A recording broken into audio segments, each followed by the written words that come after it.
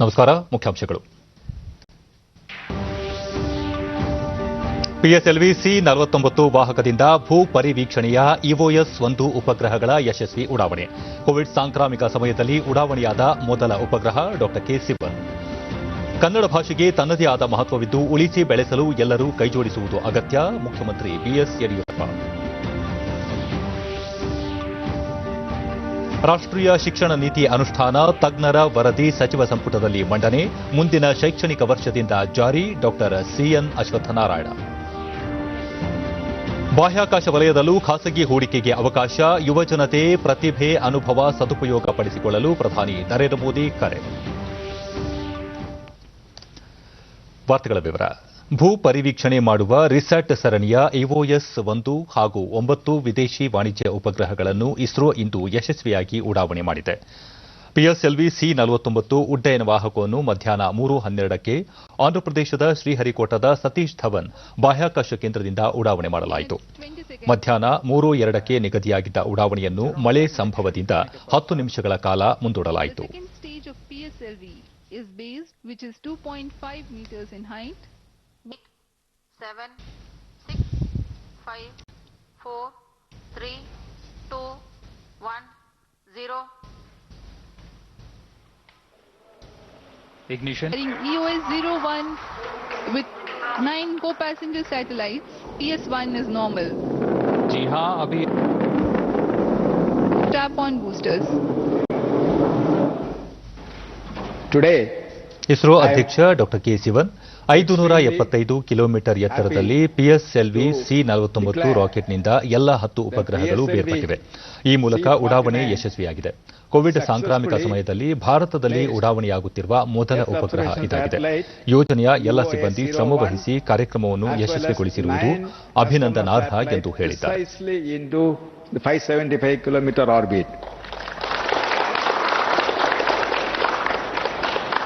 Subsequent to this mission, the satellite started operating its own functions. The solar panels of the satellite also successfully deployed.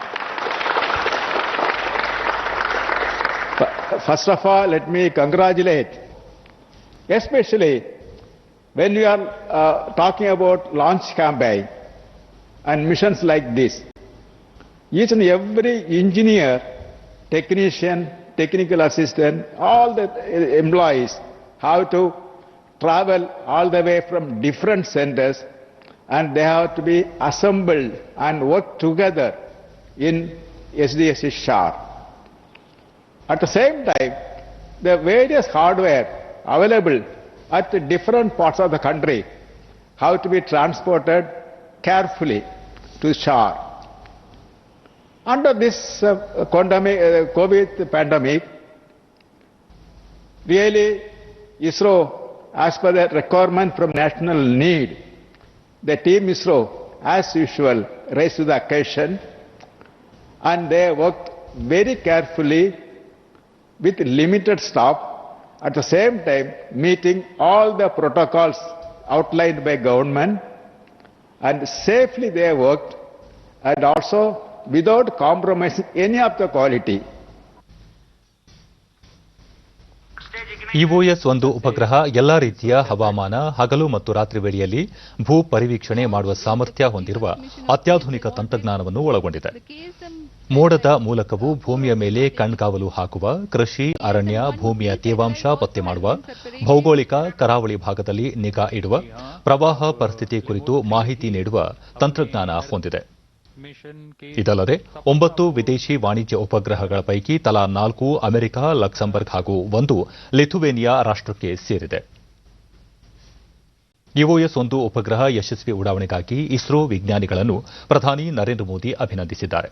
COVID-19 ಸಮಯದಲ್ಲೂ ಅನೇಕ ಅಡೆತಡೆಗಳನ್ನು ಮೀರಿ ನಿಗದಿತ ಗಡುವಿನಲ್ಲಿ ಕಾರ್ಯಕ್ರಮವನ್ನು ಯಶಸ್ವಿಗೊಳಿಸಿರುವ ಇಸ್ರೋ ಸಿಬ್ಬಂದಿ ಅಭಿನಂದನಾರ್ಹರು ಎಂದು ಬಣ್ಣಿಸಿದ್ದಾರೆ.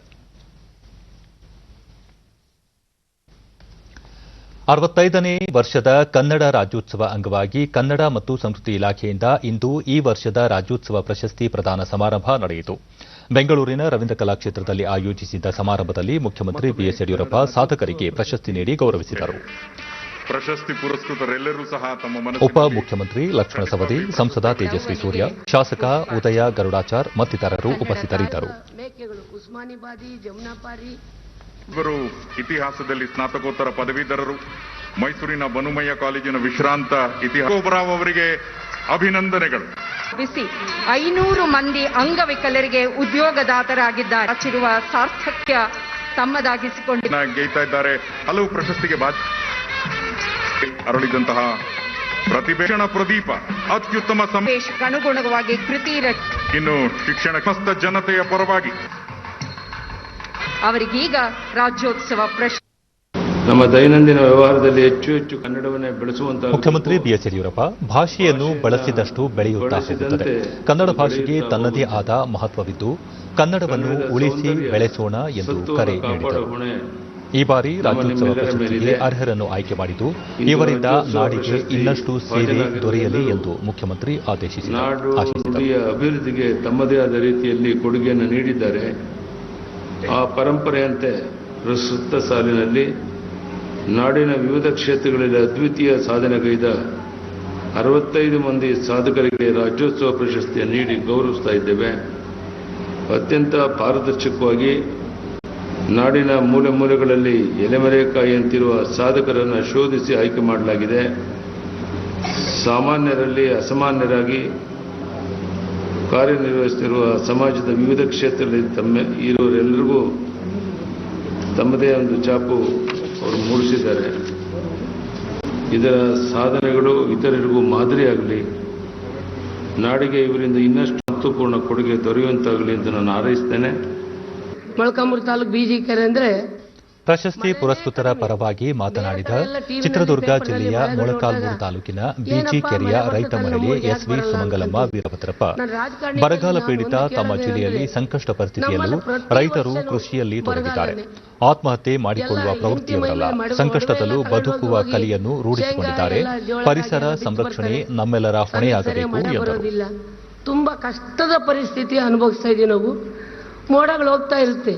ನಾನು ರಾಜಕಾರಣಿಗಳಲ್ಲಿ ನಾನು ಕೇಳೋದೇನೆಂದರೆ, ಮೋಡ ಬಿತ್ತನೆ ಮಳೆ ಎಲ್ಲಿ ಬರಲ್ಲ, ಅಲ್ಲಿ ಮೋಡ ಬಿತ್ತನೆ ಮಾಡಿ ಮಳೆ ಬರೆಸ್ಕೊಡಿ, ಅವಾಗ ನಾವು ಸಂತೃಷ್ಟಿಯಾಗಿ ಸಮೃದ್ಧಿಯಾಗಿ ಬಾಳ್ತೀವಿ ಅಂತ ನಾನು ತಮ್ಮಲ್ಲಿ ಕೇಳ್ಕೊಳ್ತೀನಿ. ಇನ್ನೂ ನನಗೆ ನಮ್ಮ ಸಿಟಿ ರವಿ ಸಾಹೇಬ್ರವರು ಸಾಧಕರ ಪರವಾಗಿ ಮಾತನಾಡಿದ ನಿವೃತ್ತ ಅಧಿಕಾರಿ ರಾಜಣ್ಣ, ವಿಕಲಚೇತನರಲ್ಲಿ ವಿಶೇಷತೆ ಇದ್ದು ಅದನ್ನು ಪೋಷಿಸುವ ಅಗತ್ಯವಿದೆ. ತಾವು ವಿಕಲಚೇತನರ ಇಲಾಖೆಯ ನಿರ್ದೇಶಕರಾಗಿದ್ದ ಸಂದರ್ಭದಲ್ಲಿ ದಿವ್ಯಾಂಗರ ಮನೆ ಬಾಗಿಲಿಗೆ ಸರ್ಕಾರಿ ಸೌಲಭ್ಯಗಳನ್ನು ಕಲ್ಪಿಸಿದ ಹೆಮ್ಮೆ ಇದೆ ಎಂದು ಹೇಳಿದರು. ಈ ದಿನ ನನ್ನನ್ನು ಗುರ್ತು ಹಿಡಿದು ಈ ದಿನ ನನಗೆ ಕನ್ನಡ ರಾಜ್ಯೋತ್ಸವ ಕೊಡ್ತಾ ಇರ್ತಕ್ಕಂಥದ್ದು ನನಗೆ ಅಲ್ಲ, ನನ್ನ ರಾಜ್ಯದ ವಿಕಲಚೇತನರ ಸಾಧನೆಗೆ ಮತ್ತು ಇಡೀ ಭಾರತ ದೇಶದಲ್ಲಿರ್ತಕ್ಕಂಥ ಎಲ್ಲ ವಿಕಲಚೇತನರಿಗೆ ಸಿಕ್ಕಿರ್ತಕ್ಕಂಥ ಸಾಧನೆಯ ಗರಿ ಅಂತ ನಾನು ಭಾವಿಸುತ್ತೇನೆ. ಕನ್ನಡ ಮತ್ತು ಸಂಸ್ಕೃತಿ ಸಚಿವ ಸಿಟಿ ರವಿ, ಕರ್ನಾಟಕ ಅತ್ಯಂತ ವೈಭವದ ಭೌಗೋಳಿಕ ಹಿನ್ನೆಲೆ ಹೊಂದಿದ್ದು ಕನ್ನಡ ಭಾಷೆಗೆ ಭವ್ಯ ಇತಿಹಾಸವಿದೆ. ಭಾಷೆ ಅಳಿದರೆ ಸಂಸ್ಕೃತಿ ನಾಶವಾಗುತ್ತದೆ. ಹಾಗಾಗಿ ನಾಡು ನುಡಿ ರಕ್ಷಣೆಗೆ ಎಲ್ಲರೂ ಕೈಜೋಡಿಸಬೇಕು ಎಂದು ಮನವಿ ಮಾಡಿದರು. ಕನ್ನಡ ಮತ್ತು ಸಂಸ್ಕೃತಿ ಸಚಿವ ಸ್ಥಾನಕ್ಕೆ ತಾವು ರಾಜೀನಾಮೆ ನೀಡಿದ್ದು ಮುಂದೆ ಈ ಜವಾಬ್ದಾರಿ ವಹಿಸಿಕೊಳ್ಳುವವರು ಇಲಾಖೆಯನ್ನು ಮತ್ತಷ್ಟು ಪರಿಣಾಮಕಾರಿಯಾಗಿ ಮುನ್ನಡೆಸಲಿ ಎಂದು ಸಿಟಿ ರವಿ ಆಶಿಸಿದರು. ಇದನ್ನು ಹೊತ್ತು ಹೊಸ ಜವಾಬ್ದಾರಿಯನ್ನು ಸಮರ್ಥವಾಗಿ ನಿರ್ವಹಿಸಿ ಮುಂಬರ್ತಕ್ಕಂಥ ಯಾರು ನಮ್ಮ ಇಲಾಖೆಯ ಮಂತ್ರಿಗಳು ಬರ್ತಾರೆ ಅವರು ಕೂಡ ಸುಸಂಸ್ಕೃತ ರೀತಿಯಲ್ಲಿ ಸಂಸ್ಕೃತಿ ಇಲಾಖೆಯನ್ನು ನಡೆಸ್ತಾರೆ ಅಂತಕ್ಕಂಥ ವಿಶ್ವಾಸದಿಂದ ಎಲ್ಲ ನಮ್ಮ ಮೇಕೆಗಳು ಉಸ್ಮಾನಿ ಬಾದಿ, ಜಮುನಾಪಾರಿ. ನೂತನ ರಾಷ್ಟ್ರೀಯ ಶಿಕ್ಷಣ ನೀತಿಯ ಕನ್ನಡ ಅವತರಣಿಕೆ ಮತ್ತು ವರದಿ ಅನುಷ್ಠಾನ ಸಂಬಂಧ ರಚಿಸಲಾಗಿದ್ದ ತಜ್ಞರ ಸಮಿತಿ ನೀಡಿರುವ ಕಿರುಹೊತ್ತಿಗೆಯನ್ನು ಉಪಮುಖ್ಯಮಂತ್ರಿ ಡಾ ಸಿಎನ್ ಅಶ್ವತ್ಥನಾರಾಯಣ ಮತ್ತು ಪ್ರಾಥಮಿಕ ಮತ್ತು ಪ್ರೌಢಶಿಕ್ಷಣ ಸಚಿವ ಎಸ್ ಸುರೇಶ್ ಕುಮಾರ್ ಬೆಂಗಳೂರಿನಲ್ಲಿ ಇಂದು ಬಿಡುಗಡೆ ಮಾಡಿದರು.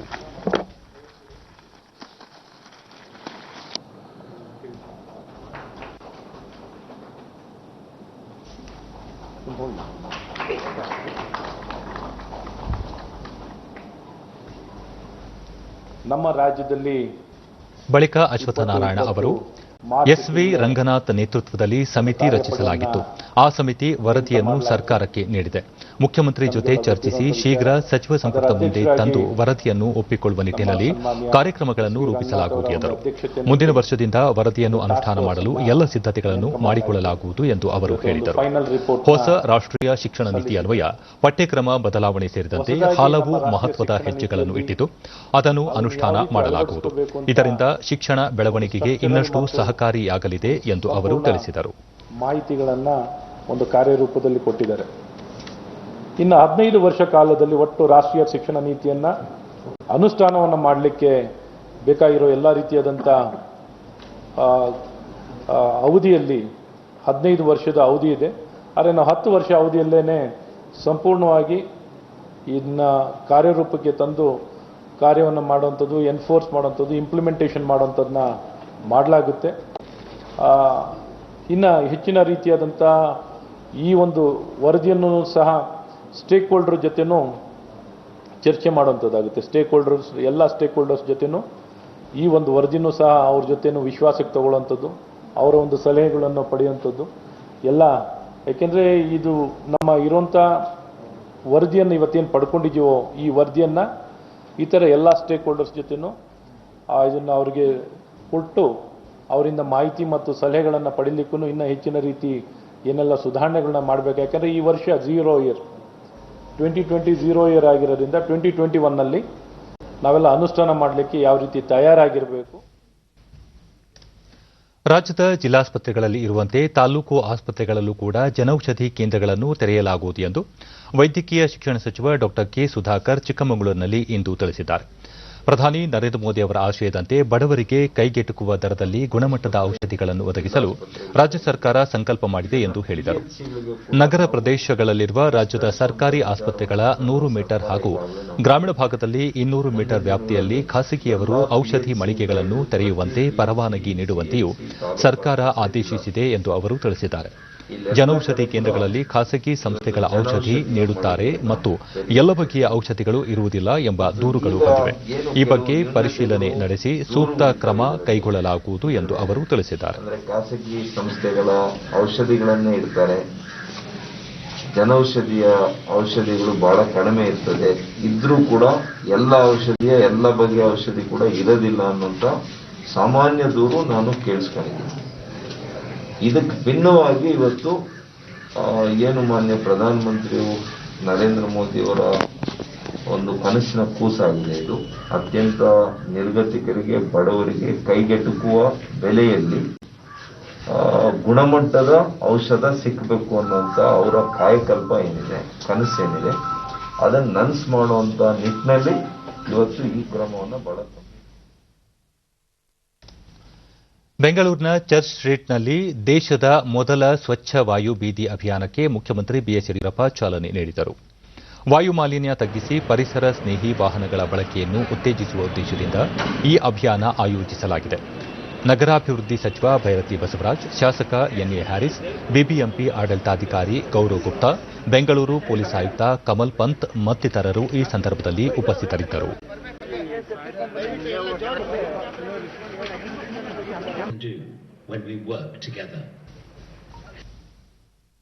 ಈ ವೇಳೆ ಮುಖ್ಯಮಂತ್ರಿ ಯಡಿಯೂರಪ್ಪ ವಾಯು ಮಾಲಿನ್ಯ ತಗ್ಗಿಸುವ ಉದ್ದೇಶದಿಂದ ಚರ್ಚ್ ಸ್ಟ್ರೀಟ್ನಲ್ಲಿ ಪ್ರಾಯೋಗಿಕವಾಗಿ ಶುದ್ಧ ವಾಯು ರಸ್ತೆ ಅಭಿಯಾನ ಆರಂಭಿಸಲಾಗಿದೆ. ಇದು ದೇಶದಲ್ಲೇ ಪ್ರಥಮ ವಿನೂತನ ಪ್ರಯೋಗವಾಗಿದೆ. ಬೆಂಗಳೂರು ತಂತ್ರಜ್ಞಾನಗಳ ರಾಜಧಾನಿಯಾಗಿದ್ದು ವಾಯು ಮಾಲಿನ್ಯ ತಪ್ಪಿಸಲು ವಿದ್ಯುತ್ ಚಾಲಿತ ವಾಹನಗಳ ಬಳಕೆಯನ್ನು ಪ್ರೋತ್ಸಾಹಿಸಲಾಗುತ್ತಿದೆ.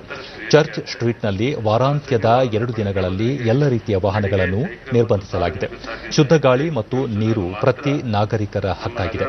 ಆದರೆ ಜಾಗತಿಕ ತಾಪಮಾನ ಮತ್ತು ವಾಯು ಮಾಲಿನ್ಯದಿಂದಾಗಿ ಸ್ವಚ್ಛ ಪರಿಸರ ದುರ್ಲಭವಾಗಿದೆ. ಈ ಹಿನ್ನೆಲೆಯಲ್ಲಿ ಪ್ರತಿಯೊಬ್ಬ ನಾಗರಿಕರು ಮಾಲಿನ್ಯ ರಹಿತ ವಾತಾವರಣ ನಿರ್ಮಾಣಕ್ಕೆ ಶ್ರಮಿಸಬೇಕು ಎಂದು ಕರೆ ನೀಡಿದರು. ಆ ಮೂಲಕ ಮುಂದಿನ ಪೀಳಿಗೆ ಉತ್ತಮ ವಾತಾವರಣ ನಿರ್ಮಿಸುವಂತದ್ದು ನಮ್ಮ ಆದ್ಯತೆಯಾಗಿದೆ. ಪ್ರತಿ ವ್ಯಕ್ತಿ ತನ್ನ ಹಾಗೂ ತನ್ನ ಮುಂದಿನ ಪೀಳಿಗೆ ಉಳಿವಿಗಾಗಿ, ಜಗತ್ತಿನ ಉಳಿವಿಗಾಗಿ ಪರಿಸರ ರಕ್ಷಣೆಯನ್ನು ಆದ್ಯ ಕರ್ತವ್ಯ ಎಂದುಕೊಳ್ಳಬೇಕು. ಪ್ರತಿಯೊಬ್ಬರು ಪರಿಸರ ಸಂರಕ್ಷಣೆಗೆ ವೈಯಕ್ತಿಕವಾಗಿ ತೊಡಗಿಸಿಕೊಳ್ಳಲು ಸಂಕಲ್ಪ ಮಾಡಬೇಕಾಗಿದೆ.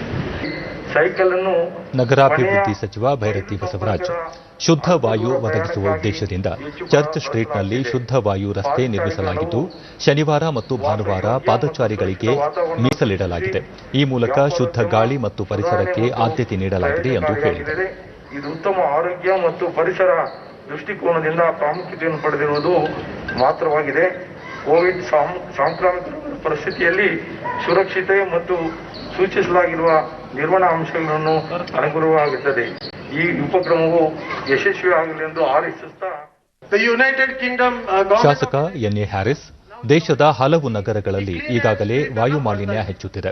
ಈ ಹಿನ್ನೆಲೆಯಲ್ಲಿ ನಗರದ ಚರ್ಚ್ ಸ್ಟ್ರೀಟ್ ಅನ್ನು ದೇಶದಲ್ಲೇ ಮೊಟ್ಟಮೊದಲ ಶುದ್ಧ ಗಾಳಿ ಅಭಿಯಾನಕ್ಕೆ ಆಯ್ಕೆ ಮಾಡಿಕೊಳ್ಳಲಾಗಿದೆ. ಮುಂದಿನ ದಿನಗಳಲ್ಲಿ ಸರ್ಕಾರ ಇನ್ನಷ್ಟು ಶುದ್ಧ ವಾಯು ಬೀದಿಗಳನ್ನು ನಿರ್ಮಿಸಲು ಕ್ರಮ ಕೈಗೊಳ್ಳಬೇಕು ಎಂದು ಮನವಿ ಮಾಡಿದರು. ಈಗಾಗಲೇ ನಾವು ಟೆಂಡರ್ ಶ್ಯೂರ್ ಸ್ಮಾರ್ಟ್ ಸಿಟೀಸ್ ಸುಮಾರು ರಸ್ತೆ ಬೆಂಗಳೂರು ನಗರದಲ್ಲಿ ಮಾಡ್ತಾ ಇದ್ದೀರಿ. ಇನ್ನು ಬರುವಂತ ದಿವಸದಲ್ಲಿ ಇನ್ನೂ ಜಾಸ್ತಿ ರಸ್ತೆ ಆ ತರ ಮಾಡಬೇಕು ಅಂತ ತಮ್ಮಲ್ಲಿ ಅಪೇಕ್ಷೆಯನ್ನ ಮಾಡ್ತಾ ನನ್ನ ಮಾತನ್ನು ಮುಗಿಸ್ತೇನೆ. ಇದಕ್ಕೂ ಮುನ್ನ ತಮ್ಮ ನಿವಾಸದಲ್ಲಿ ಶಿವಮೊಗ್ಗದ ಪ್ರಸಿದ್ಧ ಯಾತ್ರಾ ಸ್ಥಳ ಸಿಗಂದೂರು ಚೌಡೇಶ್ವರಿ ದೇವಸ್ಥಾನದ ಬೆಳವಣಿಗೆಗಳ ಬಗ್ಗೆ ಮುಖ್ಯಮಂತ್ರಿ ಬಿಎಸ್ ಯಡಿಯೂರಪ್ಪ ಸಭೆ ನಡೆಸಿದರು. ಉಪಮುಖ್ಯಮಂತ್ರಿ ಗೋವಿಂದ ಕಾರಜೋಳ, ಶಾಸಕರಾದ ಹರತಾಳು ಹಾಲಪ್ಪ, ಮಧು ಬಂಗಾರಪ್ಪ ಮತ್ತಿತರರು ಉಪಸ್ಥಿತರಿದ್ದರು. ಸಿಗಂದೂರು ಆಡಳಿತ ಮಂಡಳಿಯಲ್ಲಿ ಬದಲಾವಣೆ ಮಾಡಬಾರದು, ಈ ದೇವಸ್ಥಾನವನ್ನು ಮುಜರಾಯಿ ಇಲಾಖೆ ವ್ಯಾಪ್ತಿಗೆ ತರಬಾರದು ಎಂದು ಸ್ವಾಮೀಜಿಗಳ ನಿಯೋಗ ಮುಖ್ಯಮಂತ್ರಿಗಳಿಗೆ ಮನವಿ ಮಾಡಿದೆ. ಮುಖ್ಯಮಂತ್ರಿ ಬಿಎಸ್ ಯಡಿಯೂರಪ್ಪ ಹಣಕಾಸು ವಿಚಾರದಲ್ಲಿ ಪಾರದರ್ಶಕತೆ ತರುವ ಉದ್ದೇಶದಿಂದ ಜಿಲ್ಲಾಧಿಕಾರಿಗಳ ನೇತೃತ್ವದಲ್ಲಿ ಸಲಹಾ ಸಮಿತಿ ರಚಿಸಿದ್ದು ದೇವಸ್ಥಾನದ ಅಭಿವೃದ್ಧಿಗೆ ಸರ್ಕಾರ ಕ್ರಮ ಕೈಗೊಳ್ಳಲಿದೆ ಎಂದು ತಿಳಿಸಿದ್ದಾರೆ. ಯುವ ಜನತೆ ಹೊಸ ಆವಿಷ್ಕಾರಗಳ ಮೂಲಕ ಬಡವರು ಮತ್ತು ದುರ್ಬಲರ ಜೀವನ ಸುಗಮಗೊಳಿಸುವತ್ತ ಮುಂದಾಗಬೇಕು ಎಂದು ಪ್ರಧಾನಿ ನರೇಂದ್ರ ಮೋದಿ ಹೇಳಿದ್ದಾರೆ. ಇಂದು ಐಐಟಿ ದೆಹಲಿಯ 51ನೇ ಘಟಿಕೋತ್ಸವವನ್ನು ಉದ್ದೇಶಿಸಿ ಭಾಷಣ ಮಾಡಿದ ಅವರು, ಯುವ ಜನತೆ ತಮ್ಮ ಆವಿಷ್ಕಾರಗಳ ಮೂಲಕ ದೇಶದ ಕೋಟ್ಯಂತರ ಜನರ ಜೀವನದಲ್ಲಿ ಪರಿವರ್ತನೆ ತರುವ ಸಾಮರ್ಥ್ಯ ಹೊಂದಿದ್ದಾರೆ. ಈ ನಿಟ್ಟಿನಲ್ಲಿ ತಮ್ಮ ಪ್ರತಿಭೆ ಹಾಗೂ ಅನುಭವಗಳನ್ನು ಸದುಪಯೋಗಪಡಿಸಿಕೊಳ್ಳಬೇಕು. ಸರ್ಕಾರ ಯುವ ಜನತೆಗೆ ಉದ್ಯಮ ಸ್ನೇಹಿ ವಾತಾವರಣ ಒದಗಿಸಲು ಬದ್ಧವಾಗಿದೆ. ಅವರ ಆಲೋಚನೆ ಮತ್ತು ಆವಿಷ್ಕಾರಗಳನ್ನು ಉತ್ತೇಜಿಸಿ ಮಾರುಕಟ್ಟೆ ಒದಗಿಸಲು ಸರ್ಕಾರ ಎಲ್ಲ ನೆರವು ನೀಡುತ್ತಿದೆ. ಹೊರಗುತ್ತಿಗೆ ಉದ್ಯಮದಲ್ಲಿ ಉದ್ಯಮ ಸ್ನೇಹಿ ವಾತಾವರಣ ಕಲ್ಪಿಸಲಾಗಿದೆ ಎಂದರು. ದೇಶದಲ್ಲಿ ಮೊದಲ ಬಾರಿಗೆ ಕೃಷಿ ವಲಯದಲ್ಲಿ ನವೋದ್ಯಮಗಳು ಸ್ಥಾಪನೆಯಾಗುತ್ತಿವೆ. ಅಂತೆಯೇ ಬಾಹ್ಯಾಕಾಶ ವಲಯದಲ್ಲೂ ಖಾಸಗಿ ಹೂಡಿಕೆಗೆ ಮೊದಲ ಬಾರಿಗೆ ಅವಕಾಶ ನೀಡಲಾಗಿದೆ. ಇದರಿಂದ ಯುವ ಜನತೆಗೆ ಅಪಾರ ಅವಕಾಶಗಳು ದೊರೆಯುತ್ತಿವೆ. ಜಾಗತೀಕರಣ ಮುಖ್ಯವಾದರೂ ಸ್ವಾವಲಂಬನೆ ಅಗತ್ಯವೆಂಬುದನ್ನು ಕೋವಿಡ್ ಸಮಯ ತೋರಿಸಿಕೊಟ್ಟಿದೆ. ಆತ್ಮನಿರ್ಭರ್ ಅಭಿಯಾನದ ಮೂಲಕ ತಂತ್ರಜ್ಞರಿಗೆ, ತಂತ್ರಜ್ಞಾನ ಉದ್ಯಮಗಳಿಗೆ ಮತ್ತು ಯುವ ಜನತೆಗೆ ಅಪಾರ ಅವಕಾಶಗಳನ್ನು ಒದಗಿಸಲಾಗುತ್ತಿದೆ ಎಂದು ಹೇಳಿದರು. आप जब यहां से जाएंगे, नई जगह पर काम करेंगे, तो आपको भी एक नए मंत्र को लेकर काम करना होगा. ये मंत्र है focus on quality, never compromise, ensure scalability, make your innovations work at a mass scale, assure reliability, build long-term trust in the market, bring in adaptability, be open to change and expect uncertainty as way of life. चुनौतियों को अवसरों में ಕೇಂದ್ರ ಶಿಕ್ಷಣ ಸಚಿವ ರಮೇಶ್ ಪೋಖ್ರಿಯಾಲ್ ನಿಶಾಂಕ್ 2020ನೇ ಇಸವಿಯನ್ನು ಕೇವಲ ಕೋವಿಡ್ನಿಂದಾಗಿ ನೆನಪಿಸಿಕೊಳ್ಳುವುದಷ್ಟೇ ಅಲ್ಲದೆ ಇದು ಸವಾಲುಗಳನ್ನು ಅವಕಾಶಗಳನ್ನಾಗಿ ಪರಿವರ್ತಿಸಿದ ವರ್ಷವೂ ಆಗಿದೆ ಎಂದರು. इस बात को कह सकते हैं कि हमने अपने यशस्वी प्रधानमंत्री श्री नरेंद्र मोदी जी के नेतृत्व में न केवल चुनौतियों का सामना किया बल्कि चुनौतियों को अवसर में बदलते हुए एक भविष्यवादी सोच के साथ एक नई शिक्षा नीति को भी लागू किया है. इस नीति के माध्यम से माननीय प्रधानमंत्री जी के विजन को आगे ले जाते हुए हम भारत को वैश्विक ज्ञान की महाशक्ति के रूप में हम स्थापित करेंगे.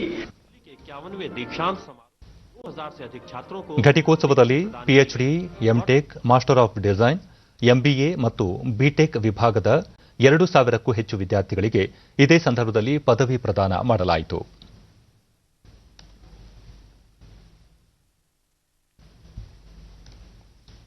ಪ್ರಧಾನಮಂತ್ರಿಯವರ ಉದ್ಯೋಗ ಸೃಜನೆ ಪಿಎಂಇಜಿಪಿ ಯೋಜನೆ ಹೆಸರಿನಲ್ಲಿ ಜನಸಾಮಾನ್ಯರನ್ನು ವಂಚಿಸುತ್ತಿರುವ ಕುರಿತು ದೂರುಗಳು ಬಂದಿದ್ದು ಇಂತಹವರ ಮೇಲೆ ಕ್ರಮ ಕೈಗೊಳ್ಳುವುದಾಗಿ ಎಂಎಸ್ಎಂಇ ಸಚಿವಾಲಯ ಎಚ್ಚರಿಕೆ ನೀಡಿದೆ. ಈ ಯೋಜನೆಯಡಿ ಅರ್ಜಿ ಸಲ್ಲಿಕೆ, ಹಣ ಬಿಡುಗಡೆಯ ಸಂಪೂರ್ಣ ಪ್ರಕ್ರಿಯೆ ಆನ್ಲೈನ್ ಮೂಲಕ ನಡೆಯುತ್ತಿದ್ದು ಈ ವ್ಯವಸ್ಥೆ ಅತ್ಯಂತ ಪಾರದರ್ಶಕವಾಗಿದೆ. ಇಲ್ಲಿ ಯಾವುದೇ ಶುಲ್ಕ ಪಡೆಯುವುದಿಲ್ಲ. ಈ ಸಂಬಂಧ ಸಾರ್ವಜನಿಕರು ಮತ್ತು ಉದ್ಯಮಶೀಲರಾಗುವವರು ಎಚ್ಚರಿಕೆ ವಹಿಸಬೇಕು ಎಂದು ಹೇಳಿದೆ.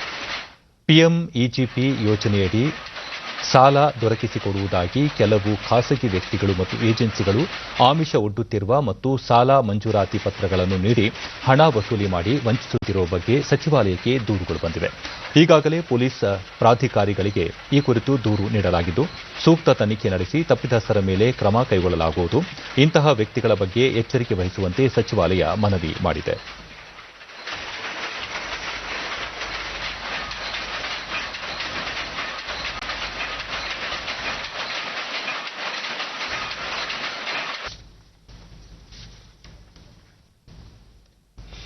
ಪುಣೆಯ ರಾಷ್ಟ್ರೀಯ ರಕ್ಷಣಾ ಅಕಾಡೆಮಿಯ 217 ಕೆಡೆಟ್ಗಳ ನಿರ್ಗಮನ ಪಥಸಂಚಲನ ಕಾರ್ಯಕ್ರಮ ಇಂದು ನಡೆಯಿತು.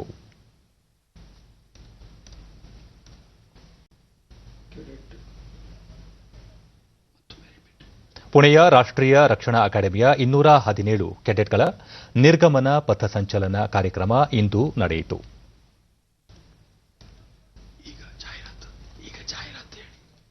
ಈಗ ಜಾಹೀರಾತು, ನಂತರ ವಾರ್ತಾ ಪ್ರಸಾರ ಮುಂದುವರಿಯುವುದು.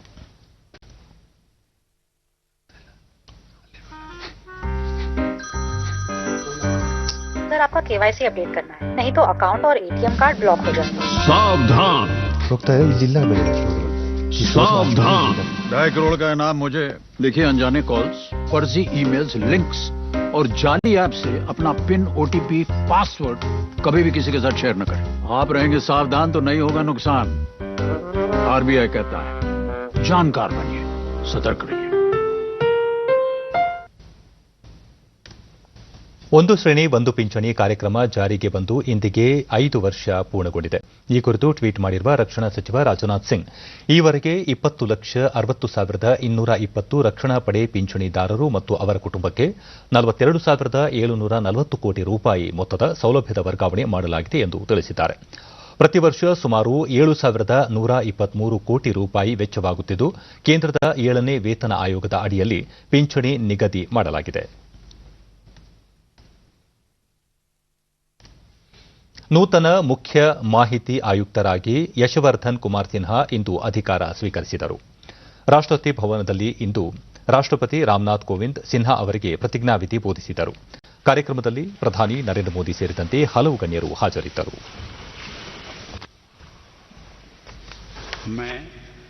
मैं यशवर्धन कुमार सिन्हा जो मुख्य सूचना आयुक्त नियुक्त हुआ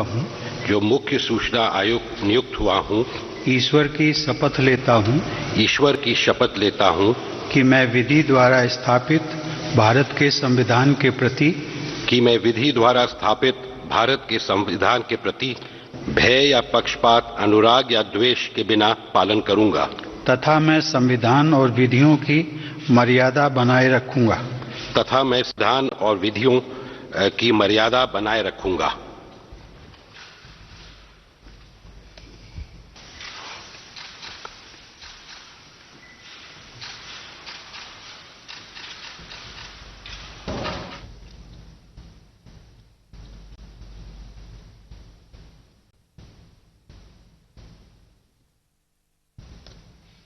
ಬಿಹಾರದಲ್ಲಿ 3ನೇ ಹಾಗೂ ಅಂತಿಮ ಹಂತದ ವಿಧಾನಸಭಾ ಚುನಾವಣೆ ಇಂದು ಸಂಜೆ ಬಹುತೇಕ ಶಾಂತಿಯುತವಾಗಿ ಮುಗಿದಿದೆ.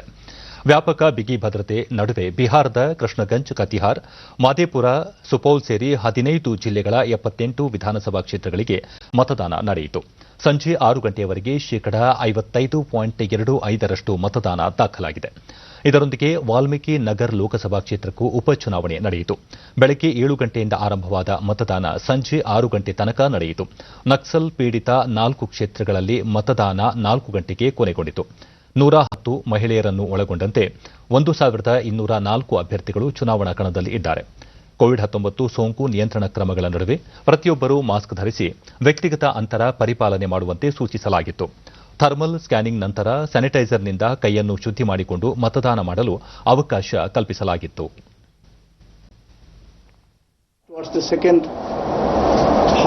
ಕೇಂದ್ರ ಚುನಾವಣಾ ಆಯೋಗದ ಉಪ ಆಯುಕ್ತ ಉಮೇಶ್ ಸಿನ್ಹಾ, ಕೋವಿಡ್ ಬಿಕ್ಕಟ್ಟಿನ ನಡುವೆಯೂ ಬಿಹಾರ ವಿಧಾನಸಭಾ ಚುನಾವಣೆ ಯಶಸ್ವಿಯಾಗಿ ನಡೆದಿದೆ.